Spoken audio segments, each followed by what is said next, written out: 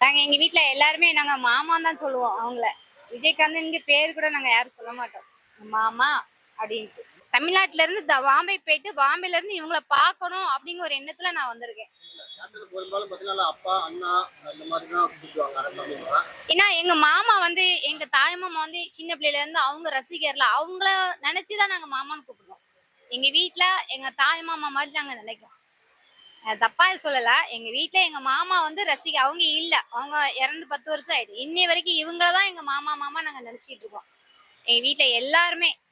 அதனால நான் பார்த்தே தீரணும் அப்படிங்கிற ஒரு எண்ணத்துல இப்ப எனக்கு பஸ் 9 மணி எனக்கு 9 காலுக்கு பஸ் இருந்தாலும் இங்கதான் இருக்குன்னு பொண்ணு சொன்னோடனே இங்கதான் வரணும்னு ஒத்த கால் நின்று நான் இப்ப வந்தேன். பாத்துரணும் அப்படின்னு ஒரு எண்ணம் எனக்கு ஒரு ஆசை வந்து. நான் ஃபர்ஸ்ட் டைம் சென்னைக்கு வந்திருக்கேன். இதுதான் எங்க இருக்குன்னு எனக்கு தெரியாது. நான் பார்த்துட்டே வந்தேன். அந்த மேல உள்ள அட்ரஸை பார்த்தா நான் இங்கதான் இருக்கு அப்படின்னு சொன்னேன். அதுல பிள்ளை கூட்டு வந்துட்டாங்க.